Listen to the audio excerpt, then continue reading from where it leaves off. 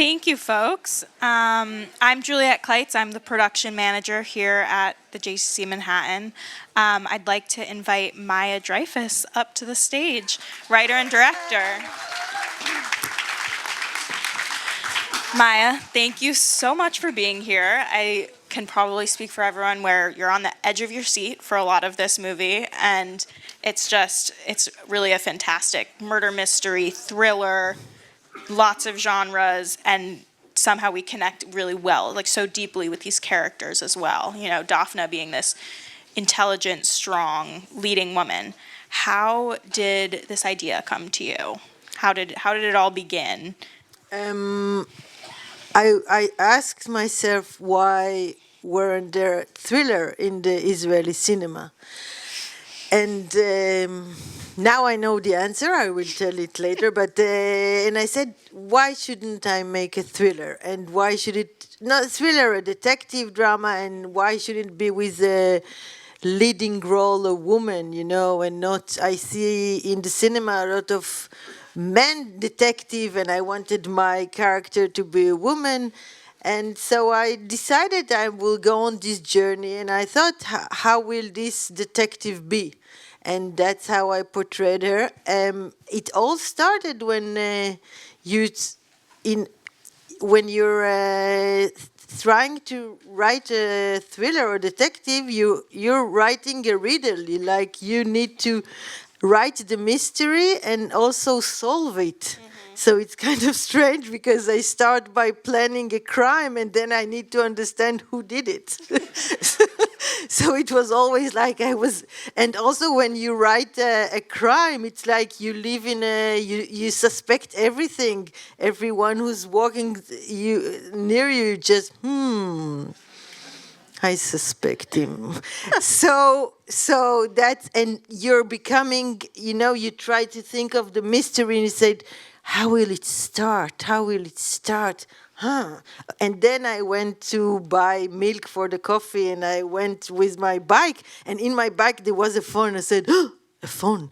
And then, because you're in a state of mind of writing, and then it was a pink phone, and I was like looking at it. It was okay. I said, "Who is it? With who?"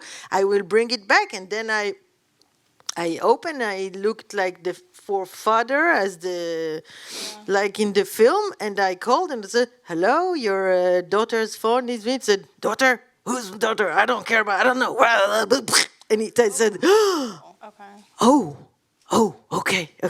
So that's how when you write, you have all kind of this idea, and you take it from a situation that happens in life, or so. And later I thought, what about this woman who nobody looks after and nobody tried to find her for a week?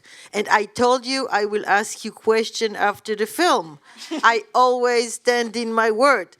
How you think for if you disappear for. When will they start looking for you? Everybody should think for himself. For how long? Are you saying you think it would take a week for someone to find you? No, I hope not. But I asked everyone, and then everybody's like, no. 2 hours max. Yeah. So I don't know. Just think. But I thought, what about this woman who's disappearing for a week and nobody's looking for her? Yeah. And why did you title it Highway 65? Because I know it has a sort of a different meaning in the Hebrew title. Highway 65 is a good name, and you always have to have a good name. Like we had Menachem Golan was an Israeli director and producer. He always found first the name, the poster, and went to Cannes with the name and a poster. If it was sold, then the movie was made. So I thought Highway 65, 65, what can I do with that? No, it's like Kvish Sargel in Hebrew. It's a very famous highway in Israel, and it's straight, and the straight road, and it has a big what? A full Ruler. A ruler, the ruler. So I don't know. Would you go to see a film that's called The Ruler Road? I don't know. It's like there was this, I had to say, well, no. And I was 65. It's like I was 65, 66 revisited of Bob Dylan. Why shouldn't I choose it? Yes, we went to the north of the country to film it. Why, so about the setting in Afula, why did you choose that setting? It's very remote. It's kind of a forgotten part of Israel. Why did you choose to set the film there? So after you think of making a thriller detective in Israel when nobody's done it, you think, okay, what would my Twin Peaks be? And then you think, okay, I need to find a remote place nobody knows. And then I opened the map and said, Afula, nobody knows that. And no, you really have to translate, everything. Like you have donuts. In here, there is all kind of NYPD. Every time I see a policeman, I take a photo. I said, ma'am, please. It said, because it's so famous, We've seen so many detectives from NYPD eating donuts. And I said, which donut, Dunkin' Donuts open and after 1 week they closed in Israel. Nobody eats donuts. So I thought, what would be my Dunkin' Donuts? I said, falafel. They would sit and eat falafel. So, And Daphne eats this falafel kind of grotesquely, honestly. No, it's not. This is the way. Listen, I have correspondence between me and producer and distributor all over the world regarding the tahini. And I said, yes, regarding the tahini. And then, does she have to eat so gross the tahini? Did you try to eat tahini? And I said, it's kind of difficult. You eat it while standing. I never thought I don't know. Maybe it's a bit exaggerated, but try to eat tahini. But so it's an example of how Daphne kind of subverts these female lead stereotypes, and she's a little more unkempt, and even in contrast with the mother of the film. Why was it important for you to kind of have this as a lead character? Okay, it's like in my optimistic, futuristic world, when I make a film and someone will ask me, because I have a lot of questions. Why is she wearing that? Why is she has this strange haircut and this clothing? I know the haircut is strange. And then I said, but nobody asked, why doesn't the mother have a job? It's like all kind of people, you don't see a film about men and with men detectives said, but why didn't he shave? That was so strange. But she's constantly asked if she has kids or yes, if she's but a woman married. Is like they ask. So every time they told me, you do it on purpose. No, I don't. Maybe you do it on purpose. I didn't do it on purpose. I just say, let's focus on her work and not on how she dresses. And when you build the character and the woman who's in charge of the clothing says, how does she, why is she wearing this? I said, she's wearing what she needs. She doesn't pay a lot of attention. But the fact that a lot of people ask me, in Israel, I was in a TV show and I was interviewed. And that was like, my name is Dreifuss, and it was like the trial again.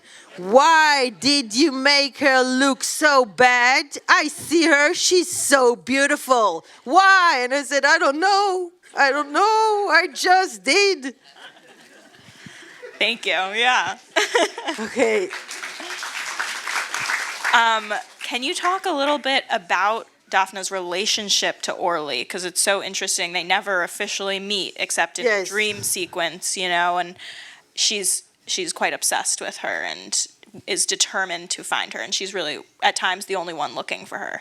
Can you talk about that? Yeah, so I think that for Daphne, it's like kind of a reflection, because the girl who disappears is so beautiful and nobody looks for her, and then she's dressed weird and so she said, oh my God, it's like a reflection. And Daphne is very suppressed. So she can't understand her feeling, but she looks at Orly and she's like, she can relate to Orly instead of relating to herself, and that's why she's becoming more and more Orly. And also in Twin Peaks, it was also like that. What? In her dress, even. In a dress. The dress She's wearing. Okay, now the question time again. Yes. Why is she wearing the dress of Orly? Is it to question Matan, or does she really like the dress? What? To provoke, or she really want to seduce Matan? Who thinks she's in love with Matan? Who thinks she's using him? I don't think she's using him. Okay, is there an answer? I think is it left kind of up to interpretation, or do you have an answer? I don't know, it's strange. When the actress Tali Sharon, when she was wearing the dress, so I asked her, why are you wearing the dress? She said, because I love him. And I said, no. So, no? So, I don't know, I think it's mixed. I guess she's trying also to provoke, but she's got lost in this role of, and maybe she falls in love with him, and I don't know. And some people think that she was embodying Orly wearing her dress, even Orly putting the lipstick on her in the dream sequences. I want to take a moment to, or grieving the loss of Orly. Okay, so she's not a very clever policeman who wants to... I want to take a moment and to take some questions from the audience. I would like to ask you to keep your comments till the end, where you can come up to the stage. We can ask Maya directly herself. But I don't give straight answer. I won't tell you who did it. No. Okay. So if you'd like to raise your hand, we have a microphone roaming. Hello, I enjoyed the film quite a lot. I don't understand why she wasn't afraid of him. Why she wasn't more fearful of the son. Yeah. I think the policewoman has some kind of every time something is scared, she does the opposite of what you should. She goes to the water. I think she doesn't feel scared. That's what the difficulty of her personality. And I'm sorry, I didn't understand also why she didn't search the field herself. That's a question a lot of men are asking, not a woman, because a lot of men asking, why didn't she search the field like Cabri said, she's a bad policeman. I just want to say that nobody believes at her theory of what really happened. So she didn't have officer. What would she search it with, a spoon? Bite by bite? I don't know. We have another question over here. Real quick, did they do a pregnancy? Did they confirm a pregnancy? What? Did they confirm a pregnancy? Yes. It was, the stomach was very large. Yes. In it. So they didn't have to run any tests necessarily. No. Okay. Now we're getting into, there could have been a DNA test. I mean, we need like a Highway 65 too, Highway 66. We have a question over here. Very quickly, I enjoyed it immensely. It's wonderfully done, so really I congratulations. was sitting near her all the film. She couldn't say anything otherwise. Okay. Wonderful. Just one question. Who beat her up in the end? My hearing is not so bad. Maybe you answered that, but who beat her up in the end and why? I think it's Cabri. We have a question here in the middle, and then maybe we'll take just a couple more if we have time. I'm going to sneak right there. Excuse me. Cabri. Cabri, and the mother sent him. There was a lot of violence of men hitting women, and I wanted to know, why you did that, or why not? Or why not? Or why not? Why not? Because I can. No, for me, the antagonist, the villain, is a woman. So the head of the, but I wanted the thriller, and there was violence, and I couldn't say, okay, she's a woman, I won't show violence against women. You know, men got beaten. Oh, she would got beaten too. And I really wanted it to be very realistic and dangerous because she's a woman detective. I got the sense more it was, I mean, like, starting with the landlord slapping her on the face. And it seemed to me that there was violence because she was a woman. Just repeating, do you think that there was violence because she was a woman? I guess I can't rule it. Yeah. And all, yes. Okay. Yes, no, the landlord is violent. Yeah. I think we had a question. We have a question up here. Maybe we'll take last two. One up there, and then this, or we'll take this woman in the blue. First of all, thank you so much. I truly enjoyed the movie. And second, the question is, why the cop didn't kill her? Why was he just trying to scare her? Like, you know, logically it makes sense that he would just kill her to get it over with. I thought he didn't succeed to kill her. He didn't know. She was running away. She got away. Okay, we have another question right up here. Do you think that we're supposed to think that Daphne is a competent detective? A what? Competent A good detective. What do you think? I think she's a terrible person. She's terrible? Overly involved, gets too close to the suspect. We have some people shouting excellent. We have some people shouting terrible. And I want to ask you, maybe she's not perfect, you know? I think that one of the things women should be allowed to be is less than perfect. That's first. And the second, I watched the film and she solved the crime. Didn't she?